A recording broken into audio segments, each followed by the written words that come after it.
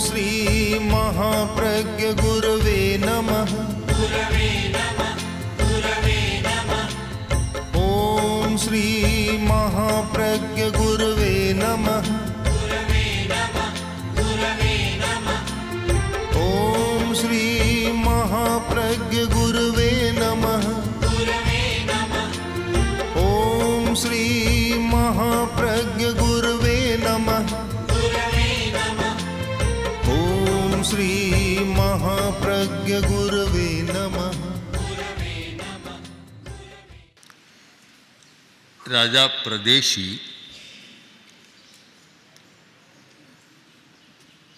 बहुत समझदार है। केशी स्वामी की हर बात को फिर भी प्रश्नों की श्रृंखला पूरी नहीं हुई और भावना पूरी नहीं हुई। यह संकल्प बराबर रहा कि केशी स्वामी आपके तर्क बहुत अच्छे हैं, उत्तर बहुत अच्छे हैं, पर मैं जो चाहता हूँ मेरी भावना को आप पूरा करें। मेरी भावना यह है कि सबसे बड़ा उत्तर यह होगा कि आप जीव को मेरे हाथ में रख दें, हस्ता मलकवर। बस जैसे हाथ में आंवला होता है वैसे आप जीव को मेरी हथेली में रख दें। सारे प्रश्न समाप्त, सारी शंकाएं समाप्त, कोई प्रश्न नहीं और मैं उसको सहज स्वीकार कर लूँगा कि जीव अलग है और शरीर अलग है। बस इस भावना को आप पूरा करते हैं। अब बड़ी जटिल बात रख दी, पर केशी स्वामी के लिए कोई समस्या नहीं थी।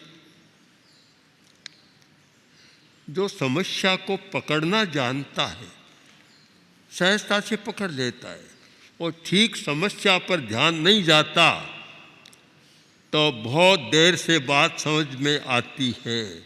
बड़ा कठिन है समस्या को पकड़ लेना। एक रोगी डॉक्टर के पास गया और बोला, डॉक्टर साहब घुटनों में दर्द है। डॉक्टर ने कहा एक्सरे करा लो। एक्सरे करा लिया पर घुटने में कोई खराबी नहीं आई। फिर बोला, डॉक्टर साहब मेरी कटी में दर्द है। कटी का एक्सरे कराओ, वह करा लिया, कोई खराबी नहीं। फिर बोला, मेरे कंधे में दर्द है, कंधे का एक्सरे कराओ। कराता गया, शरीर के सारे अवयवों के एक्सरे करा लिए, कहीं कोई खराबी नहीं। तब बात समझ में आई कि दर्द और कहीं नहीं, इसकी अंगुली में ही दर्द है। जहाँ टिकाता है वहाँ दर्द लगता है। बात समझ में आ गई। जो समस्या को शीघ्र समझ ले वह तो महान बुद्धिमान होता है, किंतु समस्या को जल्दी पकड़ना मुश्किल है। कितने एक्सरे के बाद यह बात समझ में आई कि दर्द कोई शरीर के अवयव में नहीं, दर्द तो इसकी अंगुली में ही। केशी स्वामी अंतर्ज्ञानी थे, वे समस्या को तत्काल पकड़ लेते थे। बड़ा कठिन प्रश्न था कि हाथ में दिखा दो। अगर यह कहीं मैं नहीं दिखा सकता तो फिर आपकी बात मैं नहीं मान सकता। मैं कैसे मानूं आपकी बात कि आप इतना नहीं कर सकते, आप दिखा नहीं सकते, मैं मान नहीं सकता। केशी स्वामी समस्या को तत्काल पकड़ने वाले प्रबुद्ध अंतर्ज्ञानी थे। उन्होंने कहा, प्रदेशी अभी हम कहाँ बैठे हैं? कि महाराज मेरे बगीचे में बैठे हैं, मेरा बगीचा है वहाँ बैठे हैं। अच्छा देखो ये क्या है सामने? कि महाराज पेड़ है। ये क्या हो रहा है? पेड़ की पत्तियाँ हिल रही है, हिल रही है। कौन हिला रहा है? कोई देवता हिला रहा है क्या? कि नहीं महाराज, कोई देवता नहीं हिला रहा है। तो कौन हिला रहा है? कि वायु हिला रही है। वायु, वायु हिला रही है। तुम एक काम करो, कि उस वायु को पकड़कर हथेली में रख दो, बस तुम्हारे प्रश्न का उत्तर हो जाएगा। कि यह तो मैं नहीं कर सकता, वायु को हथेली में पकड़कर दिखा नहीं सकता। तो केशी स्वामी बोले कि हमारी दृष्टि में वायु रूपवती है, मूर्त है, रूपवान है। जो रूपवान है, जिसका कोई रूप है, रंग है, वायु का रंग भी है, रूप भी है, और भी बहुत सारी बातें हैं। तो जो मूर्त है उसको भी तुम हथेली में पकड़कर दिखा नहीं सकते, तो भला अमूर्त जीव को मैं कैसे हथेली में दिखाऊं? प्रति प्रश्न में उलझा दिया, उत्तर नहीं दिया। उत्तर ऐसा दिया कि प्रश्न किया और प्रश्न में राजा स्वयं उलझ गए। जब हवा को भी हम हथेली में लेकर नहीं दिखा सकते, तो फिर अमूर्त जीव को कैसे दिखा सकते? तुम स्वयं सोचो। राजा का आग्रह समाप्त हो गया। केशी स्वामी ने कहा, देखो मैंने तुम्हें पहला सिद्धांत दिया था कि तुम स्थूल में अटके हुए हो, सूक्ष्म को समझने का प्रयत्न करो।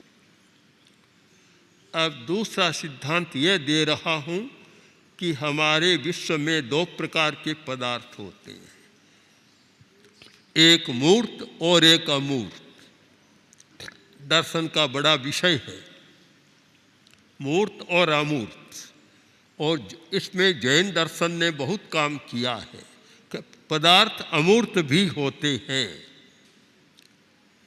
मूर्त केवल पुद्गल 5 अस्थिकाय हैं, धर्मास्थिकाय, अधर्मास्थिकाय, आकाशास्थिकाय, पुद्गलास्थिकाय और जीवास्थिकाय, 5 अस्थिकाय हैं।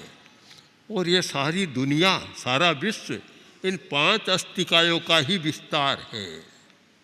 इनमें 4 अमूर्त हैं, जिनमें कोई रूप नहीं, वर्ण नहीं, गंध नहीं, रस नहीं, स्पर्श नहीं।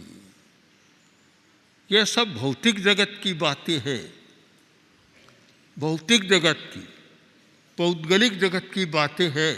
कि पुद्गल है, उसमें वर्ण है, गंध है, रस है, स्पर्श है, क्योंकि वह भौतिक है। किंतु 4 जो है अस्तित्व, उनमें यह नहीं है। तुम सब अस्तित्वों को एक रूप क्यों कर रहे हो? तुम अलग अलग समझने का प्रयत्न करो।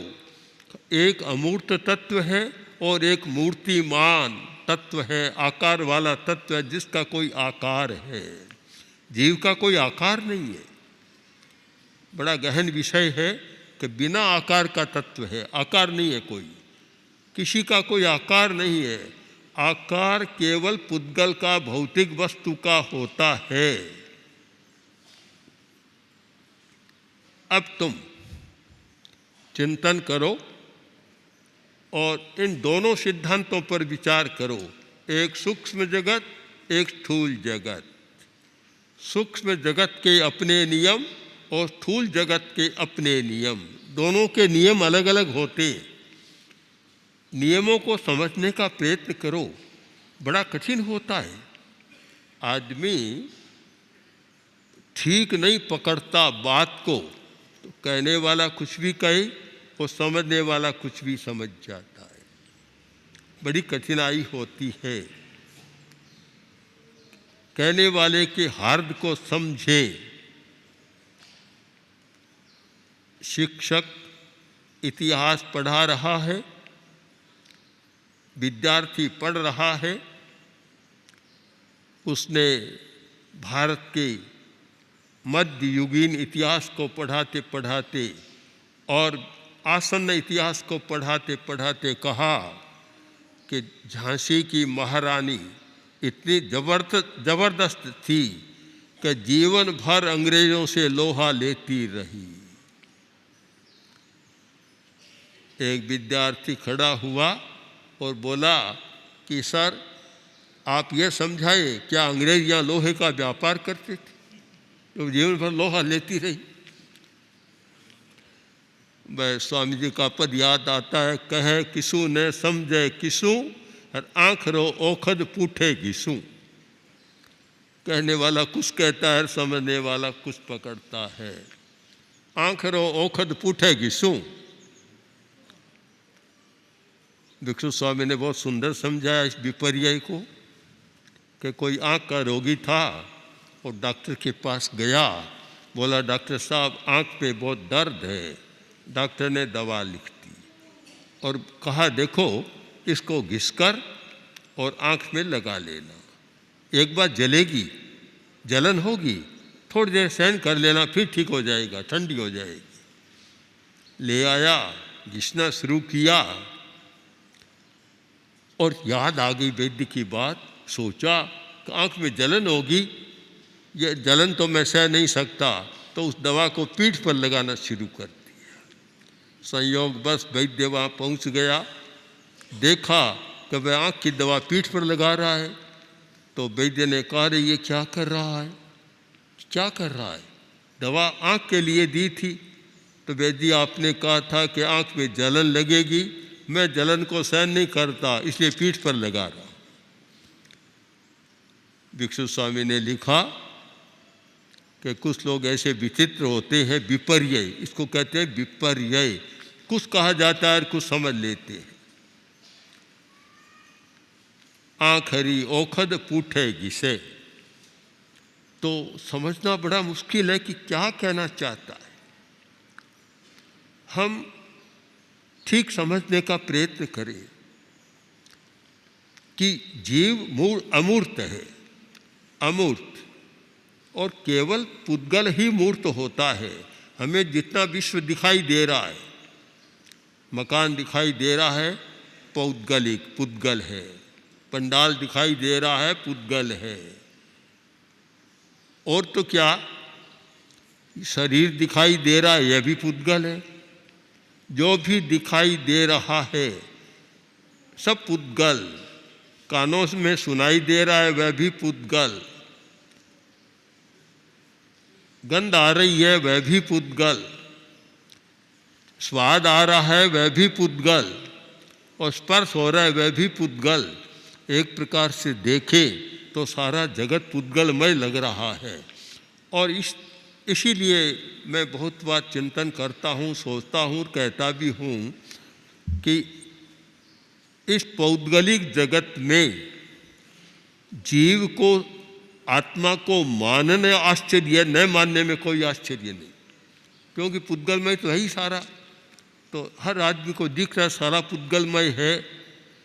इस पुद्गल जगत में अमूर्त जीव सत्ता को स्वीकार करना, अभौतिक सत्ता को स्वीकार करना, ये अभौतिक सत्ता की स्वीकृति आश्चर्य है।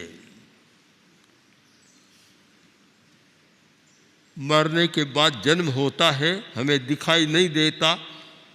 यह मृत्यु के उपरांत जन्म की सत्ता को स्वीकार करना आश्चर्य है।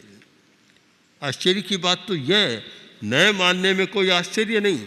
इसलिए हम एक कह सकते हैं कि नास्तिक होना सबसे सीधा मार्ग है, कोई कठिनाई नहीं है।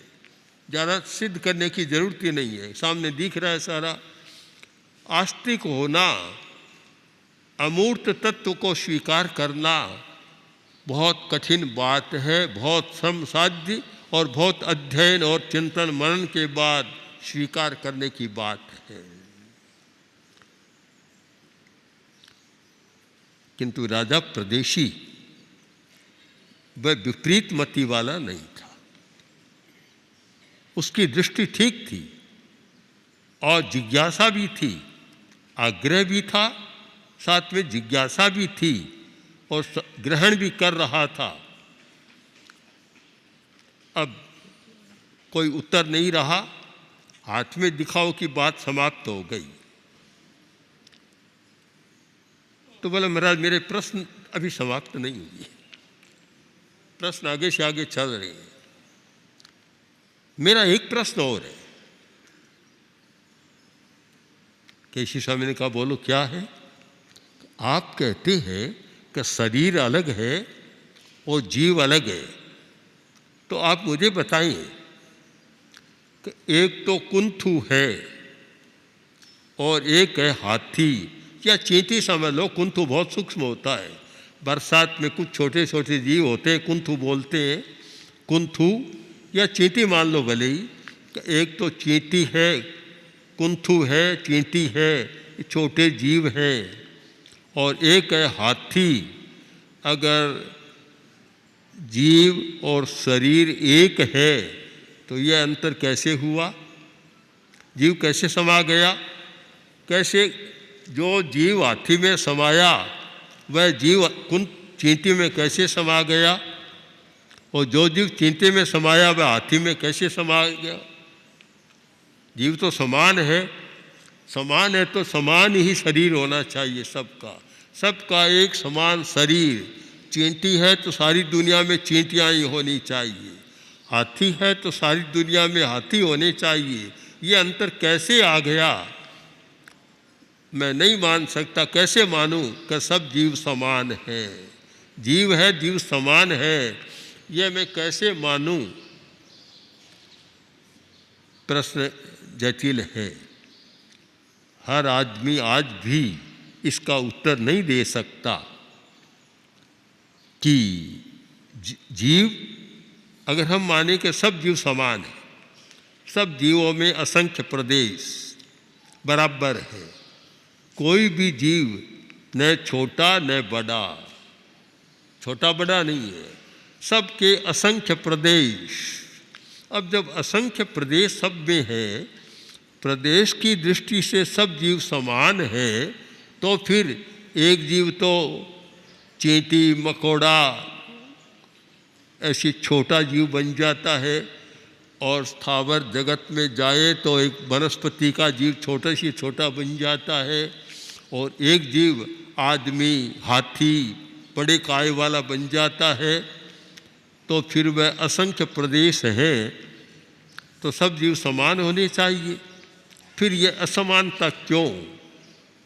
जब तक महाराज इस प्रश्न पर आप गंभीर विचार नहीं करेंगे, शायद बड़ा कठिन काम है, तो मेरा अनुरोध है कि आप भी इस पर गहन चिंतन करें कि अगर जीव है और सब समान सत्ता वाले हैं, तो फिर ये अंतर क्यों?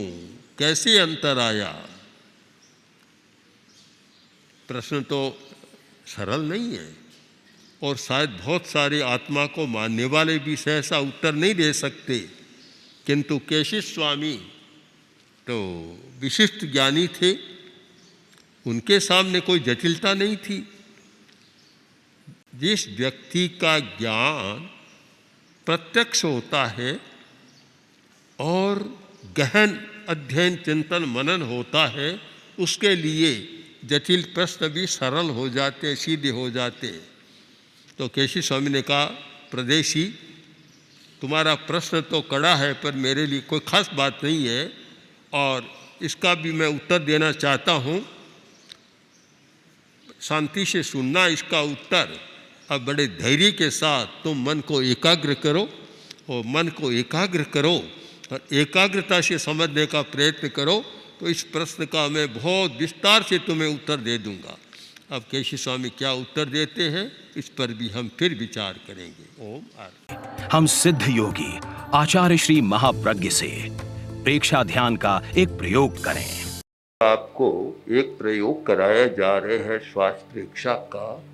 5 सेकंड में श्वास लेना है, 5 सेकंड भीतर रोकना है, और 5 सेकंड रेचन करना है, और 5 सेकंड बाहर रोकना है। इस प्रकार 20 सेकंड में एक श्वास। सावधान रहे, श्वास भरे, भीतर रोके, रेचन करें, बाहर रोके, श्वास भरे, भीतर रोके, रेचन करे, बाहर रोके, श्वास भरे, भीतर रोके, रेचन करे, बाहर रोके, श्वास भरे, भीतर रोके, रेचन करे, बाहर रोके, श्वास भरे, भीतर रोके, रेचन करे, बाहर रोके, श्वास भरे, भीतर रोके, रेचन करे, बाहर रोके, श्वास भरे। प्रयोग संपन्न। तो ये ध्यान के बहुत छोटे प्रयोग कराए हैं और इनका स्वयं बार बार अभ्यास करें तो एक अच्छा अभ्यास हो सकता है। ओम आर्षम।